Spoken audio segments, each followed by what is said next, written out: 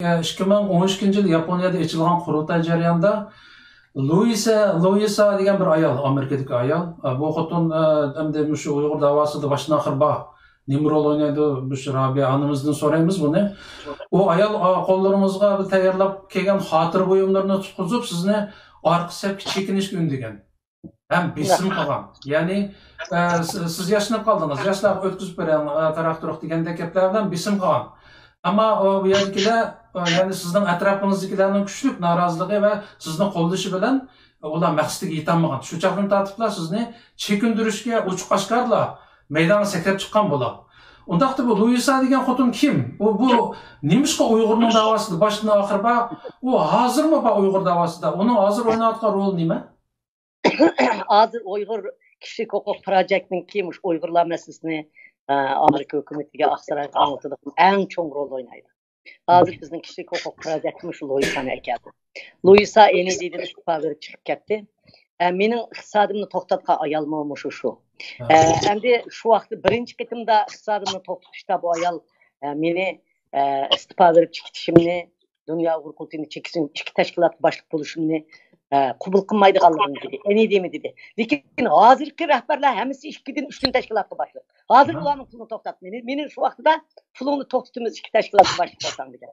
Eng oxirida u qitimni to'xtatmay, eng oxirida to'xtatgan vaqtda shu sanalik qattiq qo'l mustaqillik hareketini qo'llab shuna gap qilsa biz kishilik huquqqa pul beramiz. Uning ustiga ikki tashkilot başliq qilib degan bana sabab bilan yana shu Washingtonning ishidagi meni necha vaqtidan gajgamga minib başqaramiz deganlar meni boshqaramay meniki demokratiya kishilik huquq fondi jamiyatidan men ular chekinib chiqayotgandan keyin 7 ayning vaqasining ularning bir inkos qilishi va nurg'un masalalar bilan bu ayol Uyg'ur bo'lmagandan keyin shu 5-6 odamning hammasi meni Rabia Qadir andaq javob qilgandan keyin aniki mushning ishongan bo'lishi mumkin. Hozir kishilik huquq projektlari shunda ishlaydi. Hozirmi Uyg'ur masalasiga qattiq qarashli ayol. Lekin mening xalqim, mening maydonim unda oson tashlab berilmaydi boshqalarga.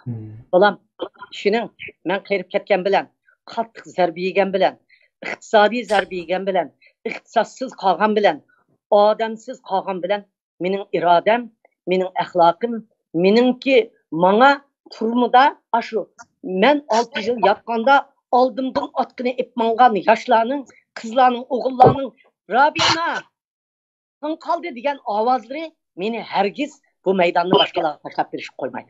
Mening oqimda birinchi Alloh, ondan qolsa ashlarning ro'yi meni qo'llab turibdi. Men bu ishlarning hammini tanqiyman. İnşallah.